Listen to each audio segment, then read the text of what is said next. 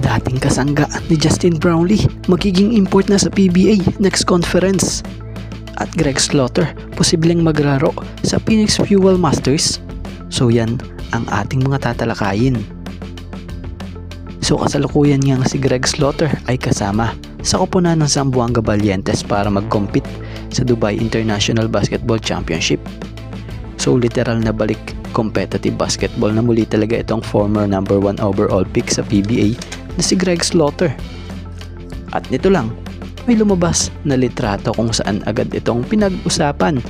Isa na dito yung post ni Justin Magic 32 Brownlee fan page na sinasabi rito mukhang magpapalakas ang Phoenix Fuel Masters ngayon na. Ito ang IG story ni Coach Charles Chiu kasama si Jason Perkins at Greg Slaughter. So bilang reaksyon at opinion natin dito sa litratong ito may nakasulat na soon. At yan nga ang pinag-usapan ng mga maraming fans na tila di umano'y posibleng pagkuha ng kampo ng Phoenix kay Greg soon. So kung sakali makuha ito sa hinaharap ng Phoenix etong si Greg, malaki ang pwedeng magawa nito para may angat ang team sa standings. Dahil kung mapapansin nyo naman, laging nasa baba ng standings ang nasabing koponan. Di man sa dulo, pero madalas nga nasa sa baba pa din talaga sila.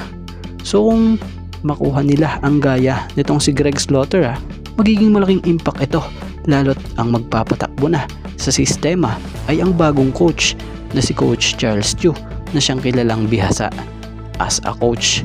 So isa nga si Charles Chiu sa coach na masasabi nating may mataas na kalidad ng pagiging coach, bit-bit ang experience nito. So kung mahawakan niya ang gaya ni Greg Slaughter 7-flat big man, tapos isasahog nga po sa batang team ng Phoenix, asahan na palag-palag ang team na ito. Pero syempre, sa ngayon, abang-abang muna tayo. Tingnan natin, banda-banda riyan, kung makita natin si Greg na magbalik sa PBA at kung ito ba'y mapunta or mapupunta sa Phoenix. At dito tayo, patungkol dito sa dating teammate ni Justin Brownlee na si James Dickey III. So may import na nga po ang Phoenix Fuel Masters para sa next conference matapos kunin itong si James Dickey III. So umaasa nga ang bagong head coach ng Phoenix na madadala nito yung experience niya sa team. Hopefully nga raw yung height at athleticism nito makatulong sa kanila next conference. Sa mga hindi nga po nakakaalam kasalukuyang 29-year-old pa nga lamang po itong si James Dickey.